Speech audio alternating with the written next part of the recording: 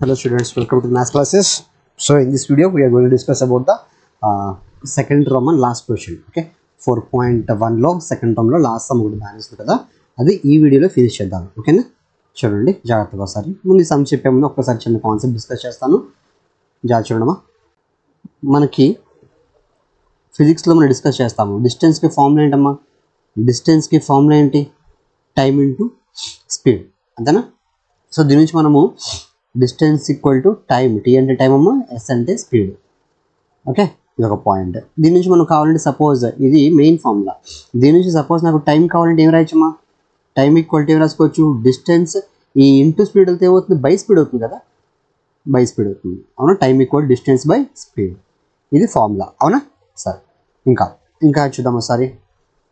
ఈ లాజిక్ వినండి. సపోజ్ నేను ఒక 60 km/h స్పీడ్తో వెళ్తున్నాను అమ్మా, 60 km/h స్పీడ్తో వెళ్తున్నా. ఓకే, వెళ్తే నాకు ఒక సమ్ డిస్టెన్స్, ఒక fixed distance somewhere from here to hear అనుకున్నాము. ఏ అనే పాయింట్ నుంచి బి అనే పాయింట్కి వెళ్ళడానికి నాకు 60 km/h స్పీడ్తో వెళ్ళినప్పుడు నాకు పట్టిన టైం ఏంటంటే ఒక 1.5 hours తీసాను అనుకున్నాను. సపోజ్ 1.5 hours అనుకున్నాను. సపోజ్ నేను స్పీడ్ని తగ్గించాను, ఒక 50 km/h అనుకున్నాను, 50 km/h అనుకున్నాను. ఇప్పుడు నాకు టైం పెరిగి తగ్గిద్దా? నేను స్పీడ్ తగ్గించా కాబట్టి నాకు టైం పెరిగిద్దా తగ్గిద్దమ్మా? టైం మనకి ఇంక్రీజ్ అయిపోతుంది. అవునా, నువ్వు స్లోగా వెళ్తున్నావు అంటే టైం పెరిగిపోతుంది. సపోజ్ నేను స్పీడ్ని ఇంక్రీజ్ చేసా అంటే ఇక్కడ 60 ఉండేది 70 చేసా, అప్పుడు నీకు ఏమవుతుంది? ఈ 1.5 hours కాస్త పెరిగిద్దా తగ్గిద్దా? మనం స్పీడ్ పెంచాం కాబట్టి ఇంకా ఫాస్ట్గా వెళ్ళిపోతాం అంటే టైం తగ్గిపోతుంది. ఈ 1.5 hours కంటే ఇంకా తక్కువ పడుతుంది. అవునా, ఈ పాయింట్ మీకు అర్థమైతే ఇంకేంటి. రైట్, ఇప్పుడు చూడండి సమ్లోకి వెళ్దాం ఇంకా. ఓకే, జస్ట్ క్వశ్చన్ చూడండి sir. A train travels a distance of 480 kilometers. Okay, let's take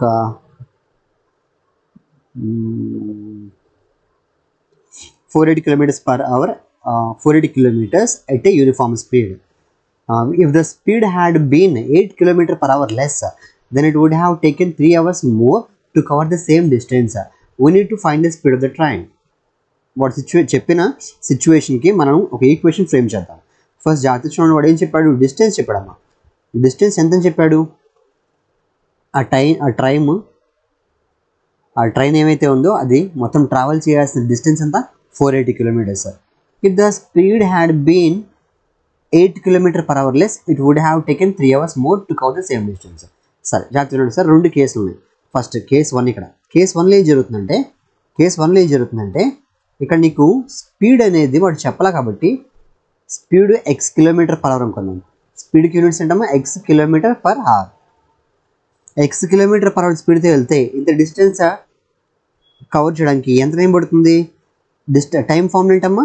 distance by speed. ఇందాక నేర్చుకున్నాం మనం, డిస్టెన్స్ బై స్పీడ్. అంటే what is your distance? Distance ఎంత? 480 బై స్పీడ్ ఎంతమ్మా? x. ఇది టైం కాబట్టి అవర్స్. ఈసారి కేస్ 2 చూద్దాం.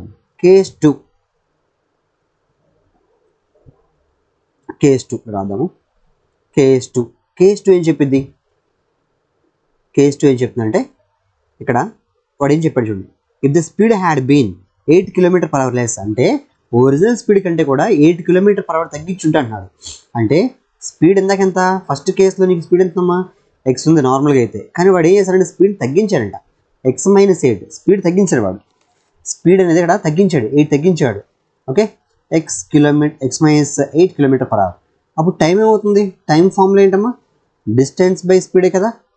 డిస్టెన్స్ ఎంత? డిస్టెన్స్ మారలా, రెండు కేసుల్లో సేమ్ డిస్టెన్స్ ట్రావెల్ చేస్తుంది. 480 బై స్పీడ్ ఎంత? x - 8 hours. ఓకే, ఇలా వెళ్ళడం వల్ల ఇక్కడ స్పీడ్ x ఉండేది కాస్త 8 తగ్గిపోయినప్పుడు వాడు ట్రావెల్ చేయాల్సిన దూరం ఏమైందంటమ్మా? It taken 3 hours more. వెళ్ళాల్సిన దానికంటే ఎక్కువ టైం పడేస్తుంది. అంటే టైం గ్యాప్, ఇక్కడ టైం గ్యాప్ ఎంత అంటే 3 hours అని చెప్పాడు. అది రీచ్ అవ్వాల్సిన టైం కంటే కూడా ఇంకా ఎక్కువ టైం తీసుకుంది. ఎంత? 3 గంటలు ఎక్కువ టైం తీసుకుంది. టైం గ్యాప్ అనేది ఈ కేస్కి టైం గ్యాప్ ఎంత అంటే 3 గంటలు. ఓకే, ఇందులో ఏది ఎక్కువ టైం చూడండి ఒకసారి. ఈ టైం ఎక్కువ ఉంటుందా లేదా ఈ టైం ఎక్కువ ఉంటుందా? 480 బై x ఎక్కువ, 480 బై x - 8 ఎక్కువ. ఇందులో ఏది టైం ఎక్కువ? ఇక్కడ చూడండి, స్పీడ్ తగ్గించాం కాబట్టి టైం పెరిగిపోతుంటే ఇది ఎక్కువ టైం ఉంటుంది. అర్థమైందా? ఇక్కడ స్పీడ్ తగ్గించాం కాబట్టి ఇందాక x ఉండేది నేను ఎక్స్ మైనస్ 8 చేసా అంటే తగ్గించాను అంటే నీకు టైం పెరిగిపోతుంది. ఇది ఎక్కువ టైం అనమాట, అర్థమైందా? ఇది తక్కువ టైం అనమాట. సో ఇప్పుడు ఈ ఎక్కువ టైంలో నుండి ఈ తక్కువ టైం తీసేయండి. ఎంతంట టైం గ్యాప్ ఎంత అన్నాడు? 3 hours అని చెప్పాడు. ఇది ఈ కండిషన్ మీకు వస్తే ఇంక సమ్ అంతా ఈజీ అనమాట. ఇంక నార్మల్గా ఏం చేస్తాం, ఇంకా ఇప్పుడు చూడండి సారి, దీనికి ఫస్ట్ ఎల్సిఎం అంటే కింద మల్టిప్లై చేసుకోండి. ఈ కింద మల్టిప్లై చేసుకుంటే ఎక్స్ మైనస్ 8 ఇంటూ ఎక్స్, ఇలా క్రాస్ మల్టిప్లై చేసుకోండి. 480x మైనస్ 480 ఆఫ్, ఇది క్రాస్ మల్టిప్లై చేసుకుంటే 480 of X minus 8 is equal to 3. అవునా? ఇది జాగ్రత్తగా మనం ఈక్వేషన్ ఫ్రేమ్ చేద్దాం. జాగ్రత్తగా సార్. నెక్స్ట్ స్టెప్ చూడండి సారి, మళ్ళీ రాస్తున్నాను. లాస్ట్ రాసిన step 480x minus 480 of X minus 8 by X into X minus 8. Time gap కూడా 3 hours చెప్పారు కదా, 3. ఓకే, జాగ్రత్త చూడండి సార్, సింప్లిఫై చేస్తున్నాను. 480x అమ్మ ఇక్కడికి, ఇదేంటమ్మా 480x minus into minus plus అవుతుంది ఇక్కడ. 480 ఇంటూ 8 ఎంతమ్మా?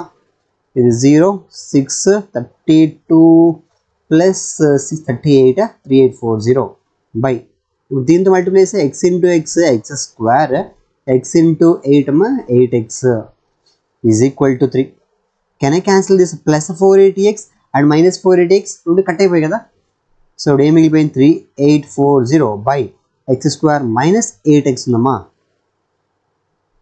ఓకే, ఈ డినామినేటర్ ఇటు వచ్చేస్తే ఏమవుతుంది? మల్టిప్లై అయిపోతుంది కదా. 3840 is equal to 3 into X square minus 8x. Okay, నా ఈ 3 టేబుల్లో చూడండి, ఇంటూ 3 వస్తే బై 3 అవుతుంది కదా.